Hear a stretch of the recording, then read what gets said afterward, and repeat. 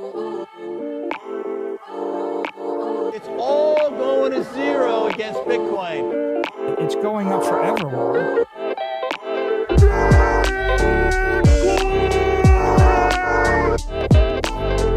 You're against Bitcoin, you're against freedom. Yo, welcome to another episode of Simply Bitcoin Live. We're your number one source for the peaceful Bitcoin revolution, covered breaking news, culture, mining warfare. We will be your guide through the separation of money and state. Brian Brooks, he was the comptroller of the currency, said the quiet part out loud. He said that Bitcoin is going to replace the banks, right?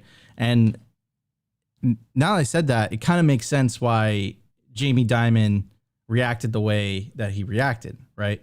And if you think about it, like from like a common sense perspective, like at the end of the day, you know, banks make money off holding your money, but what's in it for you? What's in it for you is the convenience of it, right? It's not really convenient to hold like $1 million under your bed, right, in cash.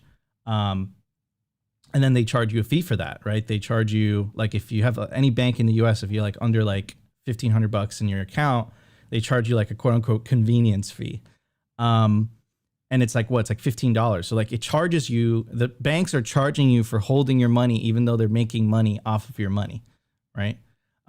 So it's kind of weird. It's kind of strange. And it used to not always be that way. Like banks used to actually pay you like a decent interest. But obviously things have changed, obviously. So yeah, I really think that that's the reason that Jamie Dimon, why he's so against it. Cause I think he sees the writing on the wall. And okay, you could say that's just a bunch of Bitcoiners speculating and theorizing. But you have Brian Brooks. Brian Brooks was the former acting U.S. comptroller of the currency. And during the Trump administration, right? And he was a huge fan of Bitcoin. And he's been saying that, like, you know, quote unquote, cryptocurrency does not seek to replace currency. It's a bad name. Cryptocurrency seeks to replace banking, right? So, and it's interesting because, you know, we know how Trump feels about CBDCs. Obviously, he has talked negatively about Bitcoin, but here's someone that was part of his administration that actually looks at Bitcoin favorably. And he was pretty up there, right? So anyways, a lot of stuff to talk about. We have a lot of stuff to get to. Before the show, I want to bring up my legendary co-host, always optimistic. How you doing? Hey, Nico, I'm gonna let you continue, but you're way too low energy today. What is going on? Nico needs some coffee. I was just saying that I was low energy. I only had 2 cups of coffee this morning, but man, Nico, you gotta really bring the heat for the rest of the show, dude. I gotta step it up. Yeah. I think we need some more like a 5 caffeine over there. We need like a 9, right? Maybe even at a 4. But anyways, I want to read this comment over here on Rumble because it's absolutely hilarious. Shouts out the UTXO. He goes, Garth Brooks said Bitcoin is going to replace banks. Brian Brooks. I don't think Nico even knows who Garth Brooks is, but that's a good comment. Who is Garth? Who is Garth Brooks? He's a country singer. Okay. Anyways. Our friend Josh Friedman. Did I say it right? Josh Friedman. Did I say it right? You got it right. Yep. This guy's last name is literally Freedom Man. Like, couldn't make up. He's in the right industry. Anyways, Josh, right. Everyone knows Culture. We feature our guests. So, Josh, you work with Slice, and this is the first time I've heard of it. So let's give the audience a little TLDR, and then we'll go into the nitty gritty during the Culture. For sure. So Slice, basically what I do is I ask people, would you rather make money online or not when you're browsing? What Slice does is we basically will show you ads, and instead of taking all of your data, not giving you anything, what we do is we split ad revenue with users. So if you see an ad, we make some money, and we're going to give you half that money. So over time, obviously you're starting to make a little bit of money when you're browsing. You can cash that out for dollars. Go to PayPal, take a 4%, cut from it and take it in USD, or you can get it in Bitcoin. So most of our users prefer Sats, and I think this is an amazing tool to help the next, however many millions of people as we gain users begin to see that Bitcoin is better. Because not all these people who use Slice are necessarily Bitcoiners, but they're thinking, hey, if I can get some Bitcoin, might as well. So Slice, I'm excited to be a part of the team. I've been a part of the team for like 6 or 7 months or 6 or 7 weeks, but I've been a Slice user for about 8 or 9 months. Okay, awesome. All right, well, we'll break it down during the culture, but sounds super cool, man. Really excited for this one. Yeah, it's kind of like a new kind of model, right? Because like I'm sure we'll talk about this during the culture, but it used to not always work like that, right? Like, Well, it's value for value, right? So like it's one of those things where we're sharing value with the consumer. So it's kind of flipping value for value a little bit on its head, because I'm also a creator. I love Fountain because people can send me some sats, but we also have never really had a great way to give the consumer sats as well, and that's what Slice is helping to do. Yeah. Yeah, that's pretty cool, man. Well, I'm excited to talk about that. Sounds really, really interesting project. Everyone's talking about my energy, so I'm going to step it up. Yeah, dude, you need to. What's up? What is Simple Bitcoin Live? Nico's already on the weekend, bro. He's already on the weekend. I gotta take it from the top, bro. I gotta take it from the top. Anyways, ladies and gentlemen, it's gonna be a great show. Let's get into it. We got the numbers first. Let's check it out. Here we go. The Bitcoin numbers. Is your Bitcoin in cold storage really secure? Is your seed phrase really secure? Stamp Seed's do-it-yourself kit has everything you need to hammer your seed words into commercial grade titanium plates instead of just writing them on paper. Don't store your generational wealth on paper. Paper is prone to water damage, fire damage. You want to put your generational wealth on one of the strongest metals on planet Earth, titanium. Your words are actually stamped into this metal plate with this hammer and these letter stamps. And once your words are in, they aren't going anywhere. No risk of the plate breaking apart and pieces falling everywhere. Titanium stamped seeds will survive nearly triple the heat produced by a house fire. They're also crush-proof, waterproof, non-corrosive, and time-proof. All things that paper is not, allowing you to hodl your Bitcoin with peace of mind for the long haul. Stamp your seed on Stamp Seed. All right, ladies and gentlemen, I made it incredibly easy for you guys. You could scan the QR code on your screen right now. It'll take you directly to the Stamp Seed website, where you can get yourself a titanium seed phrase backup storage kit. And you can use promo code SIMPLY, 15% off. Don't put yourself in a situation where you have to explain. You're putting me to sleep, Nico. Don't put yourself in a situation where you have to explain to your grandchildren why they fell asleep because why they couldn't sleep. Anyways, at the time of recording, the Bitcoin price is 41,800 sats per dollar, 2,393 block height, 827,502 blocks to halving, 12,498 total Lightning Network capacity, 4,846 Bitcoin. Capacity value, $202 million US. Realized monetary inflation, 1.74%. The market capitalization of Bitcoin, $819 billion. Bitcoin versus gold market cap, 5.95%. In the grand scheme of things, Bitcoin is just getting started. Anyways, this is the video that I have for you guys. But first, I want to explain who Brian P. Brooks is. So he's an American lawyer, banker, and entrepreneur. He served as acting comptroller of the currency, succeeding the 31st comptroller of the currency, Joseph Oting. And he was nominated twice by the previous president. He also worked at Bitcoin and crypto companies. He was the chief legal advisor at Coinbase from 2018 to 2020. And Bitfury from October 2021 to 2022. So I mean, Bitfury, from my recollection, I think it's a very big mining company. So I mean, yeah, like it's interesting to have someone like within the halls of government in the administrative state that is so bullish on Bitcoin, right? And then he said this in regards to what Bitcoin is actually going to replace. So specifically, to use his words, what cryptocurrency is going to replace. So I'm going to play this and then we'll talk about it. Cryptocurrency does not seek to replace currency. It's a bad name. Cryptocurrency seeks to replace banking. The core things that banks have done since the 1300s, those are going to go away, 100%. And let's just be clear what I mean by that. The reason that we even have banks originated in Italy around the year like 1340, all right? And the reason they originated was because of a set of accounting advances that allowed banks to serve as trusted intermediaries between parties that owed each other money. Before that, literally, I would write you a note and I would promise to pay you money and you'd put the note in your pocket and you'd see if anybody else would take the note. You know, that's why we refer to discounting notes. And then banks arose, and it was like, you no longer need to do that. We'll take care of it for you, but you're going to have to pay us to do that. That function of needing a trusted intermediary to maintain ledgers of account to figure out, do I owe Brooks money or does Brooks owe me money? It turns out that function no longer has to be done by human beings. The same way we don't need postal clerks anymore. I can send you an email for free and it's instant, and that's just the end of the post office. Sorry, but it just is. That function will go away. What's going to be left for banks is the high value add services, structured finance, investment advisory, all of the things that make a dynamic economy function. We still need people to do that. There's a lot of creativity going on in finance. But the core of banking, the base of the pyramid, the thing that drives most of their revenue, doesn't need to exist. And that's why I say, and I was saying to one of the organizers even before we stood up in this panel, cryptocurrency does not seek to replace currency. It's a bad name. Cryptocurrency seeks to replace banking. Just if you take nothing from this panel but that's what you need to understand. I mean, and then, he might know what he's talking about.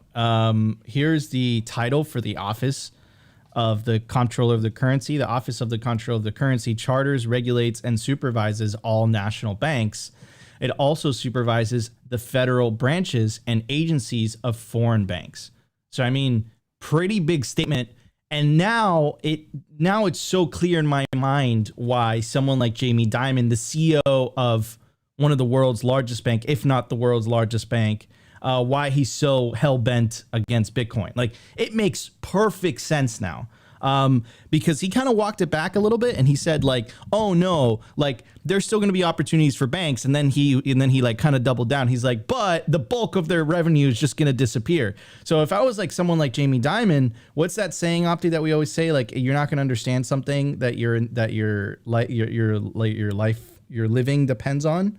So yeah, I mean, if I was a continuing banker benefiting off the fiat parasitic system, I would totally be against Bitcoin too. But I love Jack Mallers, the way that he approached it. He was dropping some Epstein bombs in there, and he was just basically saying like, I don't care what this person thinks. So, but fine, you might not care what this person thinks, but you might not understand, you might not fully understand what his motivations and what his reasonings are.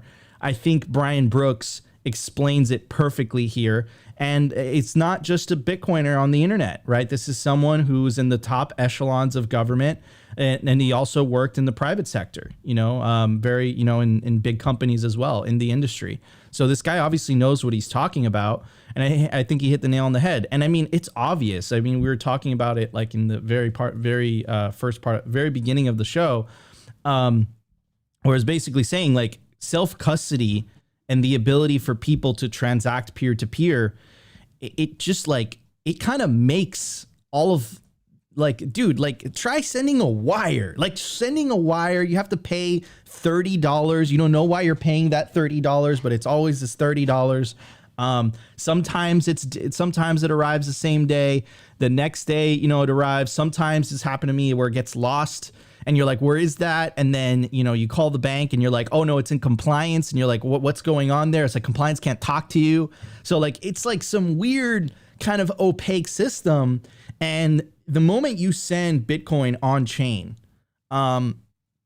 it just clicks for you because it's instantaneous. It's open. It's transparent. The other person can't say, I didn't get the wire, because you literally send them a link with the blockchain and like the transaction, the TX ID and all that stuff. And it's there, bro. I sent it. Right. So, I mean, yeah, I think I fundamentally agree with him. I think that it is going to replace banking. I think it destroys their business. Like their business model kind of goes away. Right. If people could take self-custody, if people don't need to go through an institution to send a wire, and people could just do it peer-to-peer, yeah, it makes it go away. So I agree with him. It explains why Jamie Dimon got so upset, got so butthurt. Anyways, Opti, what's your take, bro? Yeah, well, I mean, look, Jamie Dimon. Wait, what did Sean say? Jamie Dimon. He's not a dumb guy. I am convinced now, after everything we've been talking about. For a long time, you can make the case that these people just don't know what's going on with Bitcoin, and you can still make the case that they probably don't understand Bitcoin on a technical level, which most of us probably don't have. A technical understanding like Bitcoin core devs in general. But these people aren't dumb. They understand what is at stake. They understand what game's being played. And if you route around them, the quote, build a parallel system that they cannot control, of course they're going to come out against Bitcoin because look, it's in the first paragraph of the white paper. Like, the financial system that we are using right now is based on a lot of trust, and that is based on a lot of trusted third parties. Now, Jamie Dimon is one of those trusted third parties. Like, why do we think that he's not going to come out against Bitcoin when it literally will eventually destroy his business model if he doesn't adopt Bitcoin? So, of course, they don't want competition. And we know right now what's going on in the world. There is competition on the dollar, and they don't want to compete on the market. And that's just where we are right now. And, to that point of Brian Brooks talking about in that clip, Bitcoin is just a global digital ledger that isn't controlled or manipulated by anyone. Like, say that will eliminate banks, or maybe it is a currency. Like, I think it's besides the point. It's like an uncontrollable digital ledger. Of course, the banks out there don't want you to use a ledger that they can't control, because that's how they're able to make their profits. That's how their business model is run, is by basically manipulating text message and ledgers worldwide. So, of course, the trusted third parties don't want you to join a monetary system that they cannot control. And so, as much as people still think and fall for the authority fallacies out there, Jamie Dimon is a well-respected person in the traditional financial world. It's finance. Finance, yeah. Sorry, we're getting bougie. We're fancy, bro. We're fancy now. Of course, say it, Opti. Finance. Of course, he's incentivized to continue to gaslight the population out there until, of course, they get their bags packed. And let's not forget, guys, Jamie Dimon is an authorized participant to the BlackRock Spot Bitcoin ETF. So don't listen to what they're saying. Watch what they do. And I'm convinced that these bankers out there, they got to have some Bitcoin. I don't think that they are as dumb as we would like to make them out to be. Like, if they don't have Bitcoin directly, they know what is going on, and they know why you want to hold some Bitcoin. Maybe they're just totally entrenched in their business models. And someone in our Telegram chat, Nico, played that one Chrissy Lagarde clip that was like 2 years ago or whatever, about like the inflation and expanding the balance sheet. Like, it will come down. And it's so funny. In due time. In due time, it'll come down. And it's just so funny that she had to very directly be like, there is no cryptocurrencies on the ECB's balance sheet. And it's like, she was kind of snappy about it. Kind of, a little bit. It's because you got to know that they are getting asked about this constantly. So every banker in the world, as far as I'm concerned, at least these big bankers, obviously they're incentivized to not embrace Bitcoin, because we know the playbook, guys. You FUD Bitcoin, you stack your bags, and then once you have your position, you start to endorse Bitcoin. And we are in then they endorse Bitcoin part of the journey. So, oh man, it's so awesome being a Bitcoiner. Anyways, let's get Josh's take on this. Yeah, well, kudos to Brian P. Brooks for saying the quiet part out loud. It's not something that Jamie Dimon needs to know. He already knows it. But I think a lot of people who are listening to Brian, they probably haven't ever thought about Bitcoin as something besides a currency, because we use the term cryptocurrency. But replacing the banks is something that, there are a lot of ways that could happen. I liked his example of letters versus email. People still today like sending letters to their friends and their loved ones from time to time. It's, romantic, idyllic, quaint. In the future, who knows? I doubt it, because last time I went to the bank, I hated having to go through the hoops of sending a wire transfer. But, maybe in the future, people will want to send a wire transfer as a way to kind of relive the old days. But I'm thankful for what Bitcoin is at least making possible for people now. And it's great to be seeing all these new services that are being provided to Bitcoiners like on a consistent basis. And I think it's just ramping up. Like 2024, 2025, we're going to keep on seeing the businesses that have already been going for a while continue to grow, and some really cool projects I'm sure are going to be just over the horizon. Couldn't agree more. Wait, before we go on, Josh saying that people will be using bank wires like just for nostalgic reasons. It's like us pulling up a landline like, oh my God, dude, telephones are connected to the wall. This is amazing. Well, and so people look back like, there's stuff on social media. Every once in a while, people will be like, oh, this is a really cool thing they used to have. I think it's mainly a joke. At the same time, you can look back at the past and say, oh, that was really cool. Like, I wish we could go back and have some retro vibes. But at the same time, it's good to remember there's a reason we moved past old technology and moved on to new things, especially if it's what the market demanded. You could say central banking is not necessarily something that the market demanded. We have it for now. But I think that there's just going to be a lot of really cool stuff that's built in the future. And people might go back to the old ways just for fun for a little time, but they'll always go back to the newer and better tech. It's like, yo, what are you doing this weekend? I'm going to send a wire, bro. Okay. Last time I was at the bank to send a wire transfer, I asked the guy if he ever thought about using Bitcoin, whatever else, you ever thought about incorporating Bitcoin into banking or like looking at it for collateral for a loan. And the way that he looked at me and responded to me, I knew he was just thinking this poor idiot, he doesn't know what he's talking about. And in that moment, I was like, either he's really wrong or I'm really wrong. But those two perspectives, not necessarily the two people, but those two perspectives can't coexist in the long term. Yeah, and that's a really good observation. And I'm glad that you brought that up, because I remember the first couple of years in Bitcoin, I would bring it up to anyone that I thought had some type of financial authority. So like friends of mine that worked in, for wealth management banks and all that stuff. Going to my local bank, right? I'd go in there and be like, what do you think of Bitcoin? And the reactions are always different, right? Some people are like, I love Bitcoin. And then some people are like, no, I didn't say the government is going to ban it or something. Like, but you hear things. But long story short, the TLDR is that in my, I don't do this anymore, but in my 5 to 6 years of doing this, I never ran into one person that gave me a good reason as to why Bitcoin was a bad idea or as to why this thing wouldn't work. It was always like repeating the rhetoric that they saw and heard on TV, or just the same old BS kind of talking points, or I could just tell that they don't understand what's happening. But it was never because they actually gave me a good reason.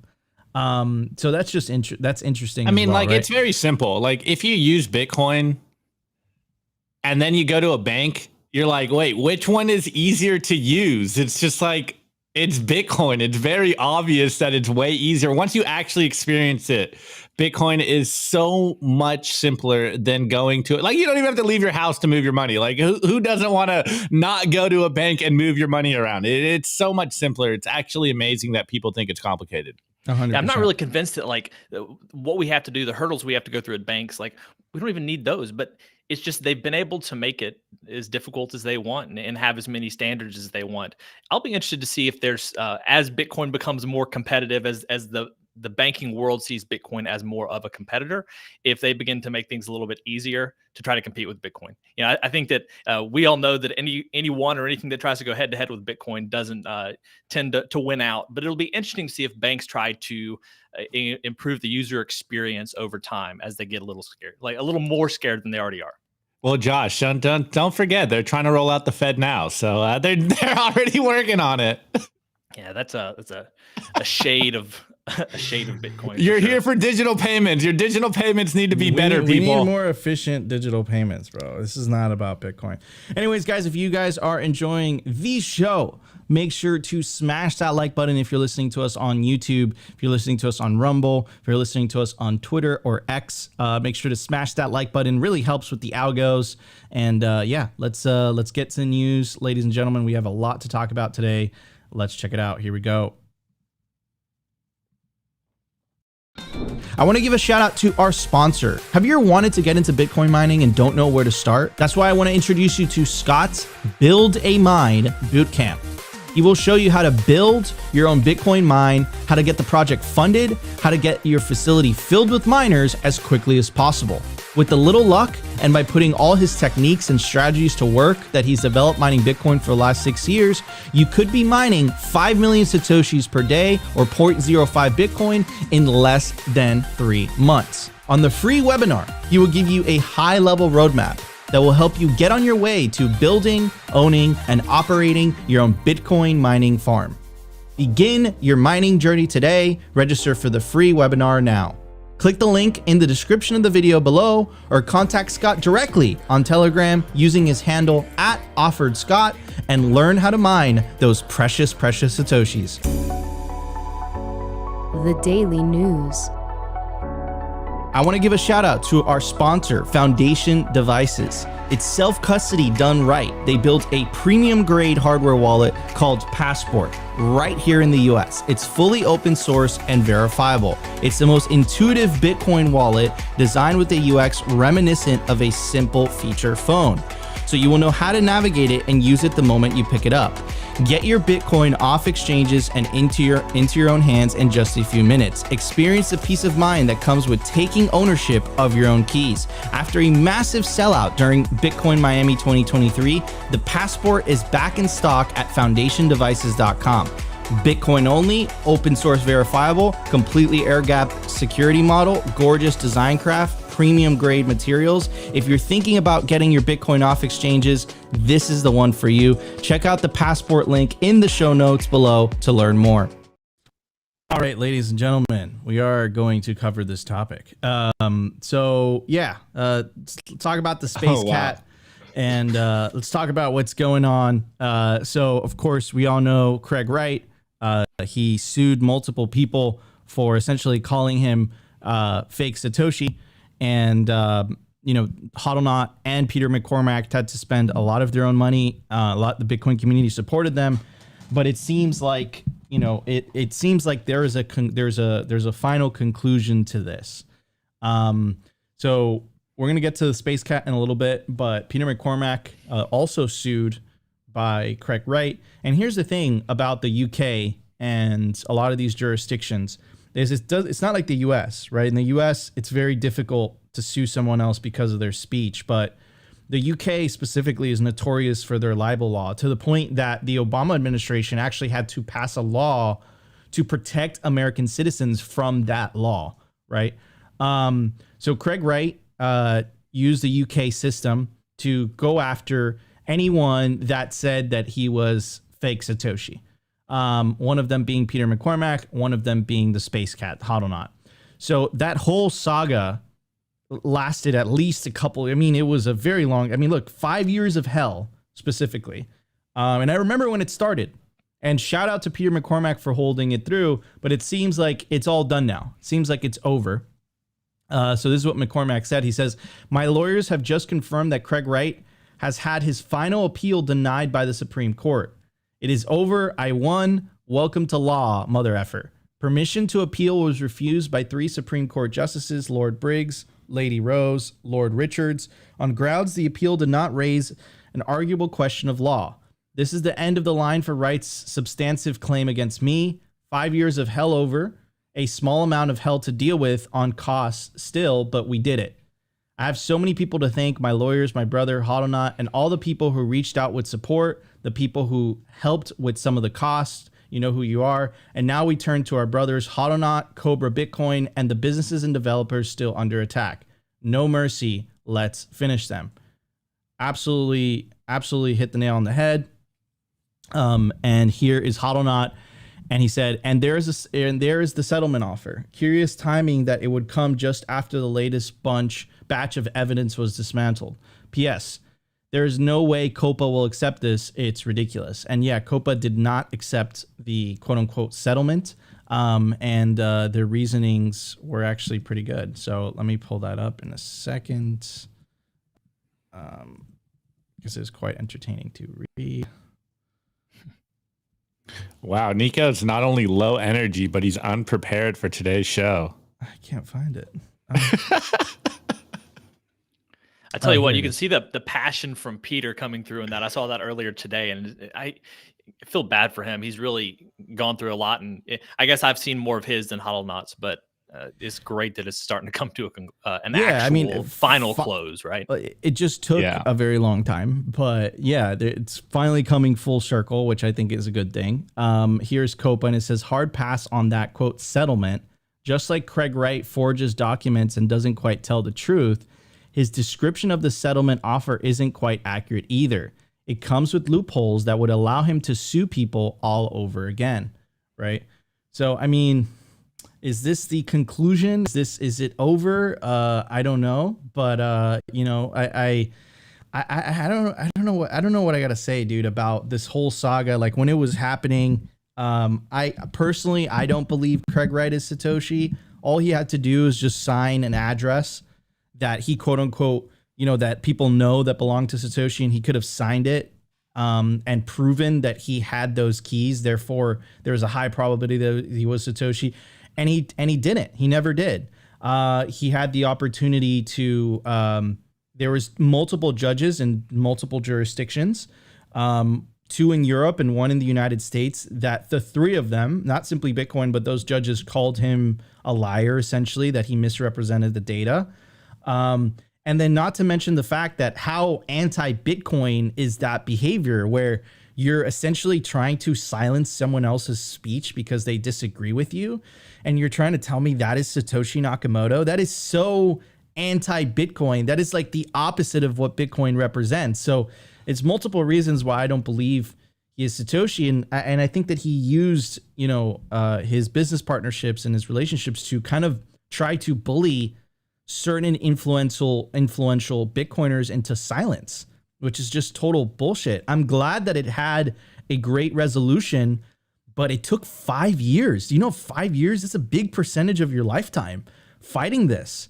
So I think, 50 years from now, you won't regret that you did this. I think it's like, it's part of Bitcoin's history and all that, but I'm sure that it wasn't uncomfortable. I'm sure that it was very uncomfortable to go through. And there was points where Peter even said that this almost brought me on the verge of bankruptcy, right? I had to spend a lot of money just to deal with this. And, Peter has a pretty successful podcast. He's in that position where, he might have that income to pay those legal bills. But imagine if you didn't have that. Like, imagine if you didn't have that wealth. Imagine if you didn't have that situation. He could have silenced you he could have, essentially forced you into silence, which I think is crazy. That mechanism still exists in today's world. Anyways, Opti, what's your take on this? Yeah, well, to be honest, I'm kind of surprised that this has been dragged out for so long, and I'm glad that we can finally close this chapter and put it behind us as a, quote unquote community. It is really amazing that Craig Wright has been able to run this affinity scam for this long and actually dupe a lot of people into believing he is Satoshi, and the BSV cult out there is absolutely amazing that people still believe that he's Satoshi after everything that's came out. And we could fill up a whole show probably of just all of the things that prove he isn't, but people really do want a savior. And personally, what's the saying? I forget who said it first, but if you see Satoshi on the road, kill him, as the play on the Buddhist meme. I don't think it really matters, and I don't understand why someone would want to come out as Satoshi. It's Satoshi left for a reason, and it was when Gavin went to speak about Bitcoin at the CIA. You would not want to come out as Satoshi, and it really makes you wonder why his what his incentives are to do this. I mean, most people would just say he's a narcissist, but to get people to buy BSV. Yeah, of course. That's it. Of course. That Satoshi's vision, Bitcoin Satoshi's vision. It's in the name. Shouts out to the Space Cat and Peter and even Cobra, everyone that had to deal with this, because it really, if this attack worked, it would really set a terrible precedent for the Bitcoin community in general. And the fact that there's a lot of contention on bitcoin.org, but the fact that they can't put the white paper on that website, or you can't even put the white paper in the UK right now and host it on your website, it's absolutely crazy that we have gotten to this point. So hopefully we can finally close this chapter and this story, and moving forward, no one would ever make the mistake of trying to come out as Satoshi. It just makes no, there's no no sense to this unless it is to affinity scam with your own shitcoin. So hopefully this chapter can finally close, but we'll see what happens. Anyways, Josh, what's up? Yeah, I don't have a whole lot to add here. It's like I'm pretty sure I saw something in the past about some BSVers kind of distancing themselves from Craig Wright. If so, that's great. I just don't pay attention to it. I have paid attention to some of the legal issues. One thing that I think I would rather, after all of this, is like having to experience something in the United States as opposed to the United Kingdom or other places. It seems like their legal system is so different and probably a lot harder to defend yourself in. So, yeah, I don't have a whole lot of other things to add besides that, but it will be. I feel like people care less and less about who Satoshi Nakamoto is. Maybe as more people matter. It doesn't matter. It doesn't matter. I'm wondering if it changes as more people kind of come into Bitcoin, because I think anyone who comes in, it's like they ask that question at first, right? Yeah.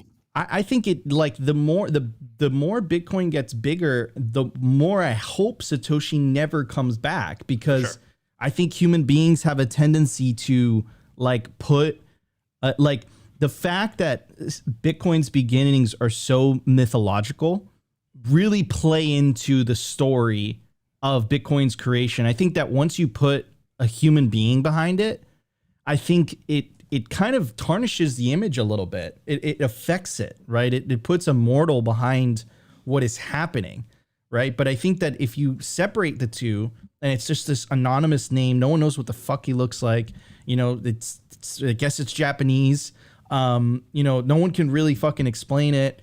It like adds to the mystery of it. And I would say that's very, very unique to Bitcoin, because every other shitcoin, every other altcoin, the founder is still in the picture and you know who created it and they got a pre-mine, et cetera, et cetera, et cetera. Satoshi disappeared. And that was like, if not the most important thing he did, or the second most important thing he did behind creating Bitcoin itself, or discovering Bitcoin, depending on who you ask. If they don't have it out yet, you know, History Channel is going to come out with a banger at some point on who Satoshi Nakamoto is. And it's going to be an alien. It's gonna Well, to Josh's point though, Nico, to Josh's point though, like it is very interesting that new entrants that coming to Bitcoin, like it's always, that's like one of their earliest questions, like who is Satoshi? And then when you tell them like, oh, no one knows, it surprises me that people get scared of like, oh wait, we don't know who the creator is. And we're like, no, like that's a good thing, because you can't go to a certain person to shut down this whole thing. But it's very interesting when you get into just like a new coiners and like mindset of getting into Bitcoin. They're like, wait, we don't know who created this. Maybe it's like the NSA or something. It's like they created the internet, bro. Like you still use it and you don't care. Like it doesn't matter who created Bitcoin. And I think, like I said, hopefully moving forward, we can continue to just like beat that in people's heads metaphorically, that like it doesn't matter who created Bitcoin. It is a network and it runs, and you can verify the code for yourself and run a node for yourself and just follow the rules. And it doesn't matter who created this. 100%. What matters are the someone said it in the chat. Satoshi doesn't matter. The ideas and principles of Bitcoin matter. I 100% agree with that statement. In other news, to kind of wrap up the news week this week, because we had a lot of stuff. It's a great news week, great news cycle week. So Swan Bitcoin launches Swan mining out of stealth mode. Goes on to say, this is part of the announcement on X. We've been working hard on a big opportunity that came our way last year, and today we're excited to bring our mining operation out of stealth mode. Swan Mining began operations in summer 2023, currently operates at 4.5 exahash, with deployment expected to exceed 8 exahash by March, over 750 Bitcoin mined to date. Swan Mining developed and deployed at warp speed. Our understanding is that this is the fastest ever initial development of hash rate at this scale in Bitcoin history, said Hafa Zaguri, a chief investment officer at Swan and head of Swan Mining. Quote, Swan expanded dramatically over the past year, doubling team size and growing revenue to more than 125 million annualized. The company intends to raise its Series C financing in the coming months, with uses of capital equally split between financial services, mining, and acquisitions, was stated in the press release. Swan founder and CEO Corey Clipston also said that, quote, the company is actively working to achieve a public listing within the next 12 months. So, I mean, this is crazy. I think I saw right here. It says it on the top. We're mining at 4.5 exahashes, closing in on 1% of the network with equipment in hand to ramp it up to 8 exahashes. So, I mean, huge announcement from Swan. A lot of people are kind of wondering where this money came from. I saw it on Rabbit Hole Recap, and I saw some of Bitcoin Twitter speculating that maybe it came from Tether. I don't know. I'm sure we'll kind of find out over the next couple months, more details as this comes out. And but pretty big win for Swan, and 1% of the network. I think that's a big accomplishment. But I think a lot of people still have certain questions about the operation. Not to mention the fact that they pulled this. I mean, Hoffa really addressed this, but they pulled this off very, very quickly. It's not so easy to deploy miners very, very quickly. So, but I'm sure, like I said, they're going to answer a lot of these questions are going to be answered in the next couple of months as more information becomes public. So anyways, Opti, did this surprise you at all? Yeah, I mean, like coming out of stealth mode with that much hash power is absolutely incredible. And the fact that they're going for 1% of total hash, like that's huge. So, me personally, I don't ever root against Bitcoin only companies. And, I wish Swan the best, but like coming out of stealth mode with that much hash power and then claiming they're going to get even more, like basically doubling their hash power by like the end of this year or something, like absolutely crazy stuff happening over there. So again, I'm reading the news like everyone else. It's like, oh snap, 4.5 exahashes release like out of nowhere, and just the amount of work and capital it must have took to deploy that much hash power is just, it's crazy. And then come out of stealth mode right now and then kind of wanting to acquire more. It's like, wow, they're building something huge over there, and it's going to be incredible to watch moving forward. 100%. Well, I think I saw that Corey said is at 4.75 now. So wow, that's pretty cool. Now, I don't know their numbers, and I don't think that they've shared them, but it'll be interesting to see how they deal with this going into the halving. It's not an easy time for miners. And so I guess, they've been going at it for a while now. They've just publicly disclosed it, but it'll be interesting to see what happens with the halving and how effective of a business this is for them, or at least an arm of their business going into April, May, June. I guess in the near future, as the price will likely appreciate, it won't be as tough. But I know right around the halving can be really difficult for a lot of miners.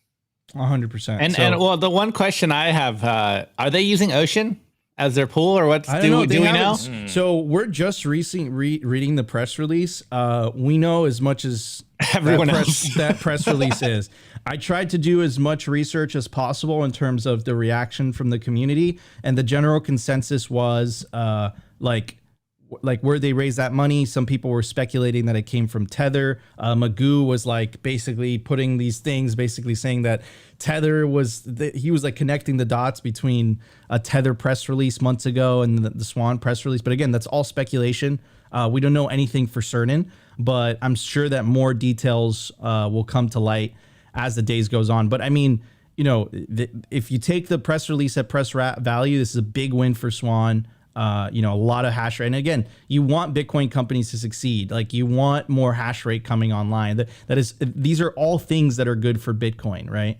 So, but yeah, like I said, I'm sure a lot of this stuff will be covered, and we'll give you guys an update once we. Wait, let's read this comments. Justin Bolvin goes, crazy how a Bitcoin company is so efficient. It's almost like Bitcoin is working and the Bitcoin incentives are pure. Exactly. Anyways, I do want to give a shout out to our sponsor, Bitcoin Evangelism. Definitely, guys, want to get yourself a copy because we have to orange pill 10 million people.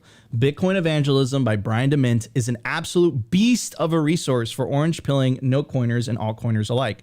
This is a book for Bitcoiners who know Bitcoin but have a hard time explaining it to their friends. It's a book for Bitcoiners who are trying to explain Bitcoin only to altcoiners, and you can get yourself a copy at Amazon today. Scan the QR code on your screen, or you can check the link in the video description.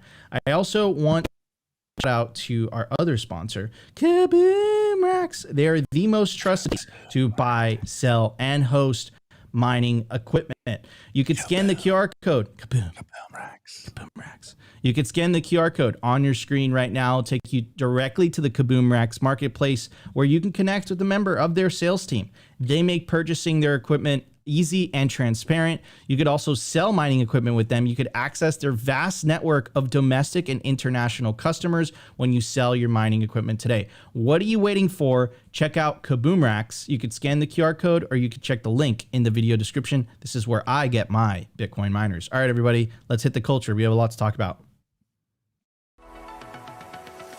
The Daily Culture.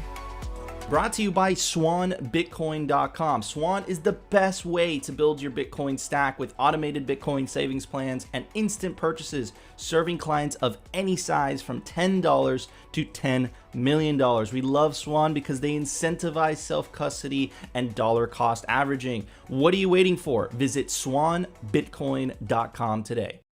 All right, let's go, Josh. So again, maybe just start with what Slice is again, and then we'll get into some of this nitty gritty and expose our audience to why they might want to add Slice to their browser. Sure. So the basic idea for Slice is that, when you're browsing online, you're being advertised to all the time, or you block ads. 40% of the internet uses an ad blocker. I'm one of that 40%. And Slice basically comes in and says, hey, if we share our revenue with you, would you be interested in seeing ads? So Slice has really been growing across 2023 into 2024. We have 550,000 downloads as of a couple days ago. And anytime, once you install it's a Chrome extension, you can get it on other browsers as well. But once you install it, you'll start seeing ads from Slice. And every time you see an ad, you're going to get what we call a slice, which I will say is not a token. It's just kind of the way we denominate how much you have on using Slice, but each slice is a tenth of a penny, and you can either take that whenever you're ready, get the payout in USD or in Bitcoin, and 75 to 80% of people prefer Sats, which is pretty cool. Talking about Bitcoin evangelism and trying to reach 10 million people, I think that this is a great tool across the next couple of years, especially to encourage people to get Bitcoin.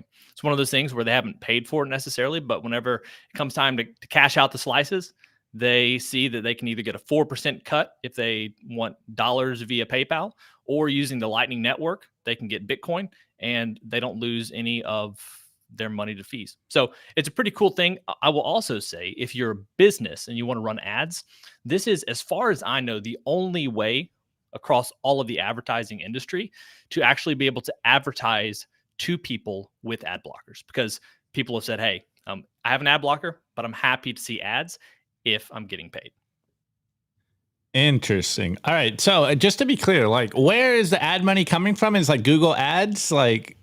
Yeah. So right now we're partnered with, there's a company like Taboola. They send ads, and we'll show those ads. But what I was brought onto the team to do is develop relationships with Bitcoin companies. That's who I'm reaching out to right now. But eventually, direct to consumer companies, all these other companies, and they would pay us for ads. And whenever we get that money, when someone sees it, then we just split the ad revenue 50-50 with the user. Now, Roman asked a great question. He says, sounds like a token. Why not just denominate it in Sats? Well, it's not a token because you can't really trade it. It's just a way that it's denominated. As a Bitcoiner, I wish it was denominated in Bitcoin, but the price appreciation can really, catch people off guard potentially. So unless we kept all of our ad revenue in Bitcoin, that could really mess us up, especially across the next couple of years. But yeah, so the Brave browser is one of those things that they have their attention token or whatever it's called. Essentially, Slice is like Brave, but we're browser agnostic. And instead of getting a scam token that you're never going to use, you can get Sats. So that's I'm really excited about the opportunity to orange pill a bunch of people as they say, hey, I'm ready to cash out, and see that they can save some money if they go into Bitcoin. Love it. And we had a question here, and I'll pull up the numbers here. So what kind of revenue are we talking here? Let's incentivize the users out there. So if I do my job well, the users are going to be making more money. I've been using it across the last, I think I said like 6, 7, 8 months. I think it was last fall. I was talking to Mike Jarmuz, and he told me about it. I downloaded it. I just cashed out recently and got like 16,000 sats. So it's one of those things you're not going to make a lot of money. It's a small way to thank you for your attention. But as I create more relationships with businesses, then we actually get more money from that direct relationship because we're not working with the middleman. And so users are going to be making more money as I succeed in my part of the job. Love it. I mean, it kind of like goes to show that it's just like free money on the table. Like it's just there and you get paid for it. And if you prefer privacy, like if you want to use your ad blocker, go for it. Once I found out about Slice before joining the company, I thought to myself, if I can get some sats for seeing some ads, I'm happy to do it. So it's one of those things that if you want to keep your privacy and you want to keep on using your ad blocker and never see ads, no shame in that. But if you want to make a little bit of money, Slice is your opportunity. Yeah, I love it. I was going to ask you that. Like our audience is generally privacy concerned. So what are the privacy implications here? Yeah, so if you go to this is one of those things that would be probably pretty boring to talk about. We're going to treat you obviously we have to, have some data to show you ads, but we don't have like cookie tracking or anything like that. We use your IP, and if you want to really kind of get into the nitty gritty of what it means to use Slice, we have adslice.com/transparency. That page is going to be not the mumbo jumbo, but some pretty straightforward things connected to targeting, identifiers, activity location, all these things. So if you wanted to read up on that, adslice.com/transparency is going to be the best place to do that. I feel like talking through every single one of these might be a little laborious, but we try to be pretty upfront with people. Like you have to have some data to advertise, but Google's a black box. And the question is, do you want, if you're going to be seeing ads, do you want Google or do you want Slice? And for me, I've decided Slice. That's awesome, love it, dude. love it. Okay, cool. Next topic. You are also a content creator. Why would content creators want to add Slice? Well, so the creator thing right now is just for Twitch. I think something like Simply Bitcoin would be great once we add YouTube. But basically for creators, we've partnered with creators once again over on Twitch. And if they're a Slice creator, every listener of theirs or every subscriber, whatever else that is a user of Slice, whenever they're watching, for instance, Simply Bitcoin, Simply Bitcoin gets Slice as half of the revenue. So remember, like Slice splits revenue with the user 50-50, but Slice, the company, says, hey, Simply Bitcoin, if you're going to be promoting us to your audience, we're going to give you our half of the revenue when someone's watching your channel. Okay, yeah, we do have a Twitch, so no one knows we have a Twitch. We have one person over on Twitch right now. Shouts out to the Twitch person, but yeah, no one knows we're on Twitch. So if you wanted to try it out with your one user and you convince them to actually use Slice, then every time they're seeing an ad, you're going to get Slice's 50%. We figure it's a great way to get in front of new audiences and also to be able to give back to the creator. Is it KYC? Do you have to put in your ID to start receiving sats? So you have to sign up for Slice, like the extension, but it's just an LN URL. So it just pops up and you scan the QR code and you got sats. Okay. All right. So it's no KYC or nothing. You just got to put in your email and like make an account and all that stuff. Yeah. So it's like go to the Chrome extension store, look up Slice. There's also a Slice tab, which is a separate extension because of some technical things I'm not well versed in. But every time you open up a new tab, you see an ad and you get some slices for that as well. So it's kind of a nice little thing to get some extra money. Now, there's also tracks, we're tracking people's activity to where if you're just like sitting there opening tabs all day, then you're going to get a shadow ban. But it's kind of a nice little thing. And eventually, just like what they do on Brave, we want to have like an entire page that's an ad for, whatever company, like, Swan, River, any of these types of companies. I think it'd be super cool to be able to just have like an entire ad that encourages people to get on a Bitcoin only exchange. Because when I came to Bitcoin in 2021, it was through skip the crypto stuff altogether. I had great Bitcoin only education and explanation from the beginning, and I went and bought Bitcoin from a Bitcoin only platform. So the more I can do that, and the more I can help people do that, the better.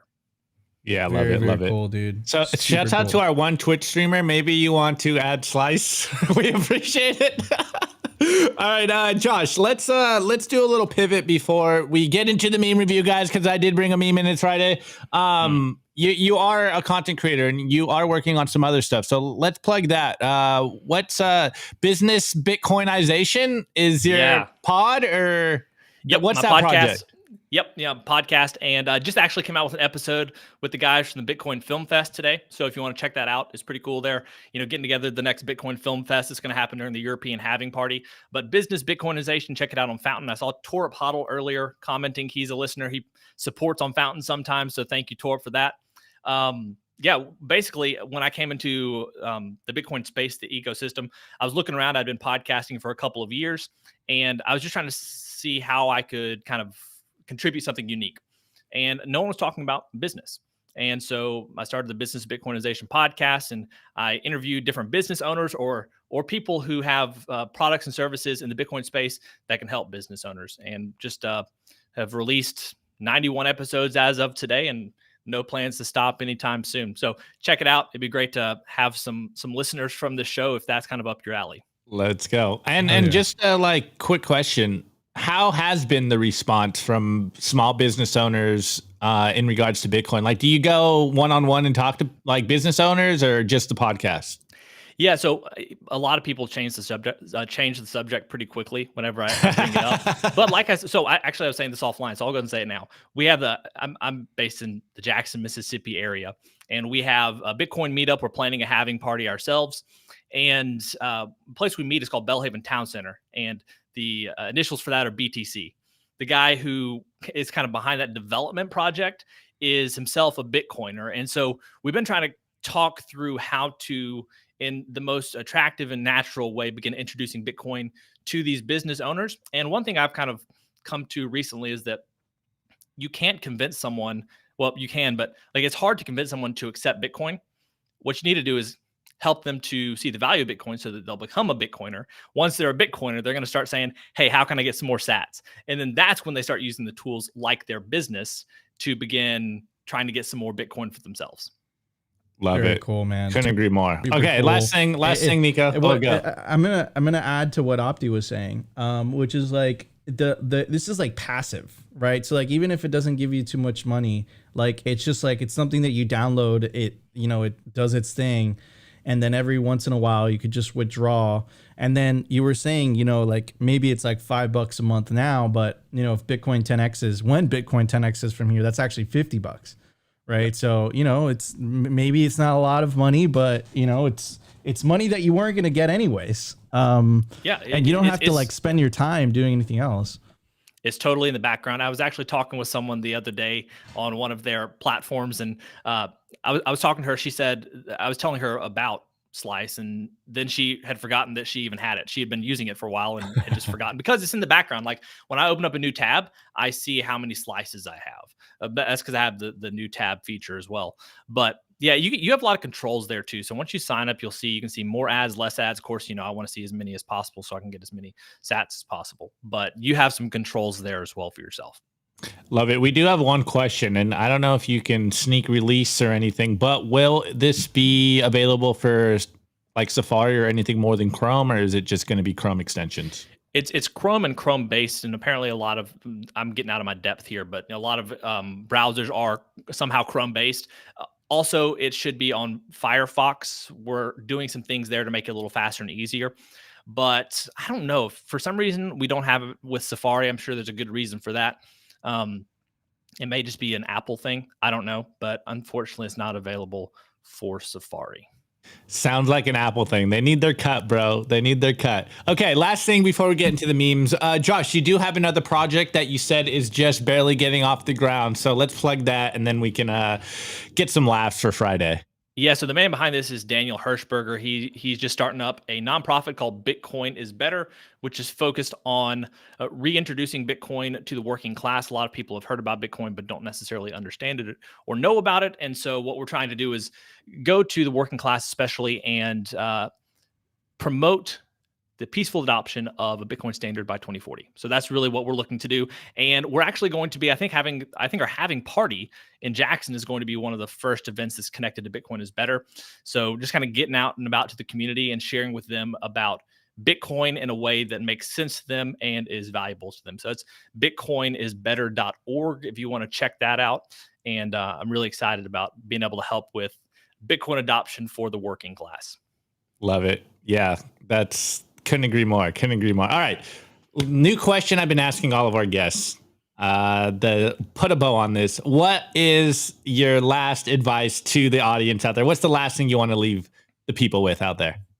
Man, that's a great question. I would say, check out Slice. If you're a business owner, I would love to talk with you, Josh at addslice.com. But find ways where you can stack some sats. Like I just see someone commenting here, Fold, Lolly, Slice, all these places. Take advantage while you can, because in the future, your generation, the future generations are going to think you're crazy for not taking advantage of these opportunities. So just, stay humble, stack sats. I feel like that's kind of a good place to end it. And there are all these tools that you can incorporate into your life now that make it easier than ever.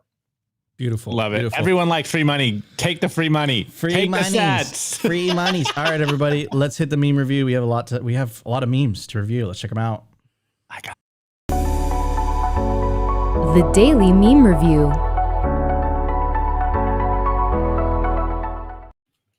All right, guys. Yeah, I'm afraid of updating my Chrome browser over here. I don't want to update anything. The weekly meme review. It's no longer the daily meme review. All right, guys, you already know the deal. It is Friday, and we got some memes for you guys. You guys have been yelling at me all week that you only come for the meme review, which is cap. It's big cap. Anyways, tweets are the bullets, memes are the artillery. We are in an information war, and it's upon you guys out there, the frontline soldiers, to spread the signal, ridicule the corporate press, and, of course, make some funnies so your friends' heads stay in the game. All right. First meme is by our boy American Hodl, aka American Hodl 8 on Twitter. I guess it's his 8th account now.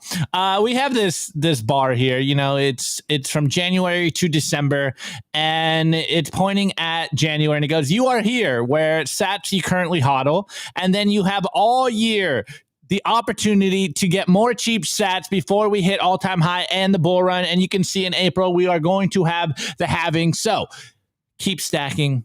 It's going to be a great year.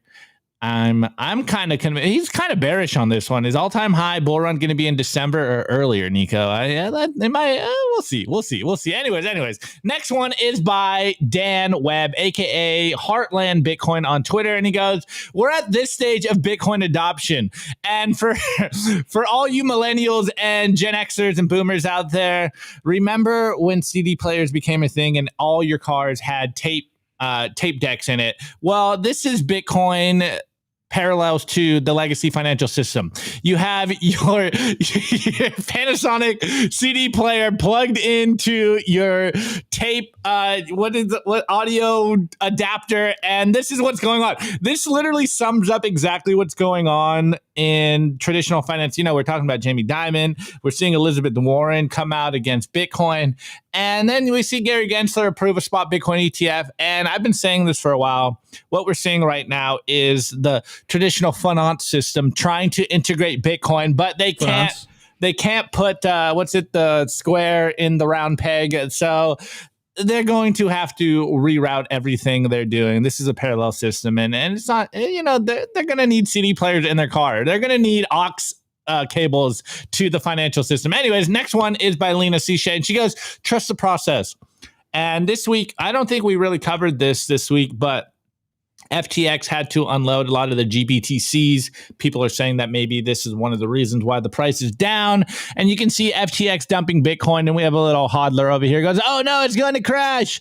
And he's got an umbrella because the price is going down, and then he looks back up and he's like, wait, what's going on? How come the price didn't go absolutely? Why didn't it crater on us? Well, it's because we have Wall Street scooping up Bitcoin, and we have hodlers scooping up Bitcoin, and more hodlers scooping up Bitcoin, and you guys out there stacking them sats. This is why, we're back at, what are we, 41K today? All right, next one. Shouts at the Cedar. Always hitting me in the DM saying they can't wait till one of their memes gets on Simply Bitcoin Meme Review. I'm pretty sure I've done one of yours in the past, bro, but here you go. Okay, so we have, what is this, iRobot? I forget. Is iRobot? Will Smith and iRobot. Yeah. All right, so he goes, is Bitcoin really trustless for us grug brains? And we have Will Smith here goes, in regards to Bitcoin, it's open source. Everybody can check the code. And then we have the robot and it goes, can you? And then we have Will Smith, the teary, like, yeah, is it really trustless when us grug brains can't really verify the code? And then you can see Luke Dash Jr. It's not that hard, guys. Okay, bro. All right, this next one is Walker America. I absolutely love this. This is such a good narrative. He goes, twice as much Bitcoin is lost as is currently controlled by institutions and governments. Only a tiny fraction of the world owns Bitcoin. And after the halving in April, only 1.3125 divided by 21 million Bitcoin will be left to be mined. It might make sense to get some just in case it catches on. And here's a visuals of, all the Bitcoin in circulation. You have Satoshi's coins. You have all the individuals that have scooped up most of the Bitcoin. You have more lost Bitcoin than institutions and governments holding. You have unmined Bitcoin. Man, it's really, when you put in a visual, it really goes to show just how distributed the Bitcoin is currently. And, and wait, didn't we see yesterday that apparently the US government is going to sell their Silk Road coins as well? So US government's going to have even less Bitcoin. God, just love to see it. I feel like they've said that for a while. Am I missing out on something? I feel like they've sold it so many times. They've sold some over the years, but I think they're going to. Sorry, hold on. I'm choking on my saliva over here. I think they're going to sell the remaining of their stash. So we'll see what happens. Maybe this is why Bitcoin price is cratering, because they're selling it. Anyways, the next one is by G Money Pepe, and he goes, new resistance map to global fiat tyranny just dropped. I stand with Bitcoin and the Fed, and it is America fully covered and entrenched in Bitcoin. Crazy stuff going on in the world. Wait. You're against Bitcoin. You're against freedom. Now we are seeing everyone in the world needs some Bitcoin. If you are against Bitcoin, you are against freedom. If you do not like the trajectory of the world going straight into a dystopian tyranny, then you might want to get some Bitcoin. It might make sense. It might protect you. I don't know. I'm just a biased Bitcoiner. I think Bitcoin is freedom and you should own some. Anyways, guys, drop your meme review score in the chat while we cover ours live. And I just realized I'm not prepared for my meme review score. So Nico, meme review score, why I get a meme review score. I'm going to give it a copy of Bitcoin Evangelism. Wow. Planting seeds for the decentralized revolution. Scan the QR code on your screen right now. That's nice. That's okay, Josh, your score. Actually, million. I'm going to give it a Brian DeMint. Just one Brian DeMint. One Brian DeMint. Josh, what's your score? 21 million. I don't quite know the scoring system yet, but I feel like that's the appropriate one. That's the best score ever. Phenomenal score. Opti, what's my score is I'm gonna give it this Lens Crafter receipt for when I got my new prescription. Wow. Nice. Great. Super good. I'm gonna give it clarity and vision here for the meme review score. Great. Okay. All right, everybody. Drop your meme scores in the live chat. I know we haven't done this in a while. Opti. Wait. Give him some time, Nico. Give him some time. You already know the deal. We got to plug the merch, bro.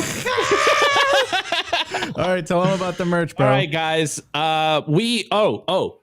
We have gotten the new merch. I think we just got some visuals. We have yet to fully secure the bag for you guys, but I think you guys are going to really like the new merch design. We have partnered with a Bitcoin artist. We got 2 designs. We got some hats for you guys. So Matthew, we got hats coming. I think we probably have like 10 t-shirts left. I think we have like 10 of these orange hoodies. We will be getting new designs soon. We will partner with some more Bitcoin artists to get you guys some epic designs, but I think you guys are going to really like these new designs. That we got a little edit from our distributors. Shouts out to Represent, and man, it looks super cool. Internally, we're like, yo, these ones are lit. So again, they are limited. They hopefully will go fast, and you guys can rep the merch. So Absolutely. They're not just piling up at Nico's house right now. Okay, let's go through the meme scores. First one by Justin. Some good orange volcano coffee for Nico. Yeah, Nico needs some coffee. Elaine scored not gold in a cavern in a cabin in a cabin excavating for a mine. Bitcoin miners, nothing's finer. Bitcoin freedom just in time. Woo! All right. Stat wise, I give the memes 200K Simply Bitcoin subscribers by the end of the year. Wine would be extremely happy. Wine gives it Nico pronouncing Malay correctly 2 out of 1 million times. And we got a 21. We got a 21. And David Ford gives it 21. Wait. We do have some over here on Rumble. So first one, UTXO goes, I give the memes a cure for Opti's pneumonotrial microscopic licovolcanic Gnosis. Okay, Narwhal Tacos. My meme score is a plus 42K fiat price level. It's cringe, I know, but here it is. Okay. We did it. Meme review score on Fridays. Meme review on Fridays. We're back. You guys can't yell at me. Anyway, wait. Actually, before we go, Nico. Sorry. I don't mean to cut you off. I did do a poll. Anyways, guys, if you enjoyed the show, you know what to do. Hold on. I need to clarify things here. The poll was, do you laugh with Opti or at Opti? And shouts out the 45% of you that laugh with me, the 14% that laugh at me, and the other 40% that laugh at me and with me. So shouts out to you guys. You guys are the real MVPs. All right, guys, if you enjoyed the show, you know what to do. Smash that like button. Consider subscribing if you feel like we provided you value. And I do want to give a shout out to our guest, Josh Friedemann.